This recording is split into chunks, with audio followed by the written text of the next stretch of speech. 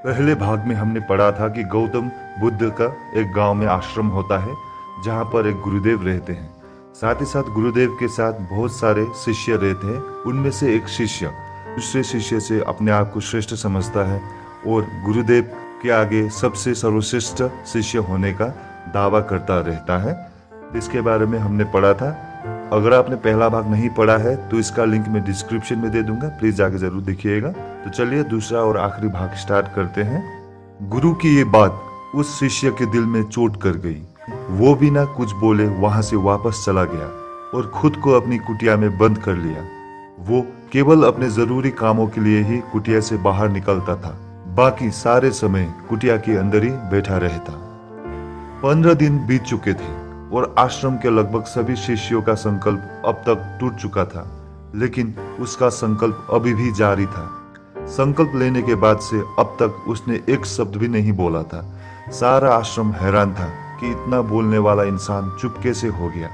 15 दिन बीतने के बाद वो दोबारा अपने गुरु के पास गया और लिखकर बताया, हे गुरुदेव, मैं बाहर से तो चुप हूँ, लेकिन मेरे भीतर बहुत सी आवाजें, बहुत सी चीज, पुकार और शिकायतें हैं। मैं अंदर ही अंदर बात करता रहता हूँ। मेरा मन तरह तरह के प्रश्न पूछता रहता है। मैं बाहर में जितना मौन हूँ, भीतर से उतने ही शोर शराबा से भरा हुआ हूँ। क्या इस तरह से मेरा संकल्प अभी भी जारी है? गुरु ने कहा, तुम्हारा संकल्प अभी भी जारी है, लेकिन जब तक लोगों की ये आवाज तुम्हारे कानों में गूंजते रहेंगे, तुम्हारा मन बोलता रहेगा, क्योंकि इसे तो आदत है बोलने की। तुम भले ही बाहर से चुप रहो, लेकिन तुम अंदर ही अंदर बोलते रहोगे। तुम्हें इन बातों से, इन आवाजों से दूर जाना पड़ेगा। शिष्य गुरु को प्रणाम कर वहां से चला जाता है और सुबह होते ही अपनी कुटिया छोड़कर जंगल की तरफ चला जाता है। कई दिन बीत जाते हैं, संकल्प का समय भी पूरा हो जाता है, लेकिन शिष्य लौटकर नहीं आया। आश्रम में सभी को डर था कि कहीं उसको जंगली जानवर ने खा न लिया। उसे ढूंढने की बहुत कोशिश की गई, लेकिन वो कहीं नहीं मिला। सभी गुरु भाइयों ने मान लिया था कि जंगली जानवर ने उसे अपना शिकार बना लिया है, लेकिन गुरु को ऐसा नहीं लगता था। एक दिन आश्रम का एक अन्य शिष्य गुरु के पास आया और बोला, गुरुदेव, हमारे उस अधिक बोलने वाले भाई के साथ क्या हुआ होगा? क्या जानवर ने उसे मार दिया होगा? गुरु ने कहा, हो सकता है कि जानवर ने उसे अपना शिकार बना लिया हो, लेकिन उसके ना लौटने की एक दूसरा वजह भी हो सकती है। शायद उसे वो मिल गया है जिसके लिए वो गया था। फिर शिष्य ने पूछा, गुरुदेव, क्या ज्यादा बोलना इतना हानिकारक होता है? गुरु ने कहा, इंसान के जीवन के बहुत सारे दुखों में से एक दुख ये भी है कि वो कभी चुप नहीं रह सकता, हमेशा कुछ ना कुछ बोलता ही रहता है। सिर्फ हमारे बोलने के कारण हमारे आधे से ज्यादा दुख पैदा होते हैं। परिवार के अधिकतर झगड़ों की वजह हमारा बेमतलब बोलना ही होता है। हम में से कोई भी चुप नहीं रहना चाहता। हम बस सामने वाले को सुना देना चाहते हैं। जो भी हमारे मन में है सब निकाल कर उसके मन में बैठा देना चाहते हैं। उसे समझा देना चाहते हैं कि देख, तू गलत है और मैं सही। और इस तरह से सब एक दूसरे की सारी गलत बातें को ग्रहण कर लेते हैं। इस तरीके से सुनने और सुनाने का ये काम जिंदगी भर चलता रहता है। लेकिन इस नासमझी में हम अपना समय, अपना जीवन, अपना समझ और सबसे महत्वपूर्ण वक्त को हम खो देते हैं। लेकिन इसके बदले हमें मिलता क्या है? कुछ नहीं, सब व्यर्थ और बर्बाद हो जाता है। इस पागलपन में हमने क्या खो दिया, इसका एहसास केवल कुछ ही लोगों को हो पाता है। बाकी लोग जैसे उन्हें अपने आने का पता नहीं, वैसे ही उन्हें अपने जाने का भी पता नहीं चलता है। शिष्य ने कहा, तो फिर इसका समाधान क्या है? गुरु ने कहा, पूरी जागरूकता के साथ अपने विचारों को देखना ही एकमात्र तरीका है। सारी मानसिक समस्याओं का वर्तमान में रहकर चिंतन करना, पूरी जागरूकता के साथ अपना काम करना, जिंदगी में चमत्कारी बदलाव ला देना।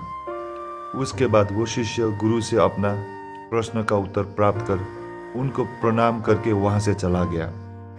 उस शिष्य को आश्रम छोड़कर गए हुए 3 महीने हो चुका था, लेकिन उसकी कोई खबर ना थी। तब तो सभी गुरु भाइयों ने भी उसके वापस लौटने की उम्मीद छोड़ दी थी। लेकिन एक दिन वो आश्रम लौट आया। उसे देखकर सभी के आश्चर्य और खुशी का ठिकाना ना रहा। लेकिन अब वो वैसा नहीं था जैसे गया था। वो बिल्कुल बदल चुका था। वो कुछ और ही बनकर वापस आया था। उसके अंदर एक गजब का बदलाव महसूस किया जाता था। उसके चेहरे पर एक गजब का ठहराव और आंखों में बनी शांति थी। आश्रम में आते ही सभी गुरु भाइयों ने उसे चारों तरफ से घेर लिया और बातें करने लग गए। वो भी अपने गुरु भाइयों से बातें करने लगा। उसे बात करने वाले सभी ने ये अनुभव किया कि अब वो पहले जैसा उतावला और बातूनी नहीं रह गया था। उसके मुंह से एक एक शब्द बहुत ही सरल और मधुरता के साथ निकल रहे थे। थोड़ी देर तक गुरु भाइयों से बात करने के बाद वो सीधा गुरु की तरफ चला गया। उसने गुरु के चरण छुए और कहा, गुरुदेव, क्या मैं अभियान में हूँ? क्या अभी मेरे संकल्प जारी है? गुरु ने कुछ देर तक शिष्य की आंखों में बड़े ध्यान से देखा और कहा, हाँ, तुम अभी भी अभियान में हो। तुम्हारे मुंह से एक भी शब्द निकल नहीं रहा और तुम्हारा संकल्प अभी भी जारी है। शिष्य ने कहा, गुरुदेव, जब मैं आश्रम से गया तो मैं मुंह से तो चुप था, लेकिन मेरे अंदर बहुत सी आवाज हो रही थी। मन में बहुत से प्रश्न थे और वो बंद नहीं हो रहे थे। तो मैं जंगल में चला गया, इस उम्मीद से कि वो मुझे शांति मिलेगी और मेरे मन की बकबक कम हो जाएगी। लेकिन मैं जितना एकांत में जाता गया, मेरे अंदर की आवाज उतना ही तेज होती गई।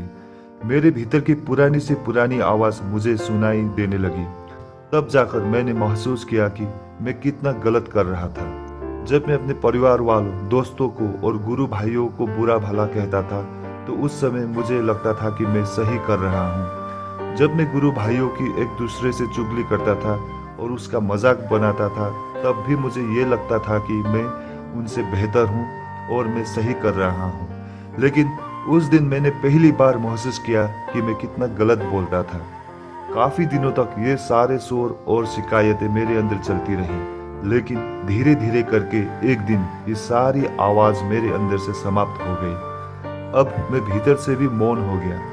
उसी घने जंगल में कोई बोलने वाला नहीं था और भीतर कोई आवाज बची ही नहीं थी, और मैं उसी दिन पहली बार मौन का सही अर्थ समझा।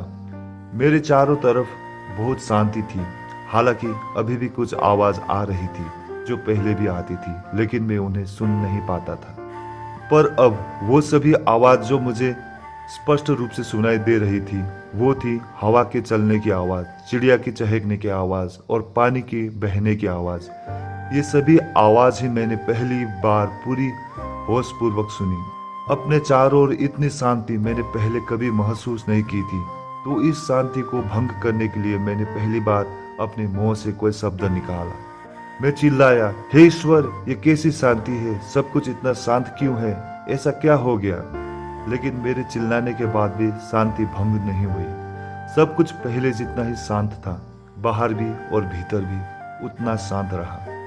हे गुरुदेव, मैं अपने गुरु भाई से बात की, मैं आपसे बात की, मैं बोल रहा हूँ, मैं चल रहा हूँ, मैं सब कुछ देख रहा हूँ, लेकिन मैं अपने भीतर एकदम एकांत और मौन में हूँ।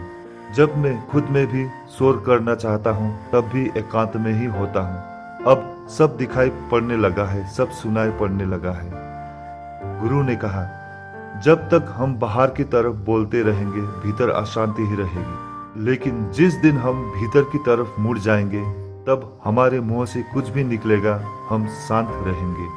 दुनिया में जितने भी बुराइयां हैं, ज्यादातर हमारे बोलने से ही उत्पन्न होती है, क्योंकि हम चुप रहना नहीं चाहते हैं। जितना जरूरत है उससे कहीं ज्यादा बोलते हैं। हम सामने वाले को सुनना नहीं चाहते, बल्कि उसकी बोलती बंद कर देना चाहते हैं। उसे समझा देना चाहते हैं कि मैं कौन हूँ, मैं क्या कर सकता हूँ, और वो हमारी जिंदगी का मकसद बनकर रह जाता है। हमारी सारी ऊर्जा व्यर्थ के बोलने में बर्बाद होती रहती है। ऐसे ही समझ में लोगों का जीवन दुख से भर जाता है, जो हमेशा एक दूसरे से शिकायत में लगे रहते हैं, कभी एक दूसरे को सुनना नहीं चाहते, समझना नहीं चाहते, और चुप रहना तो उन्होंने कभी सीखा ही नहीं, क्योंकि चुप रहना उन्हें छोटा महसूस करवाता है।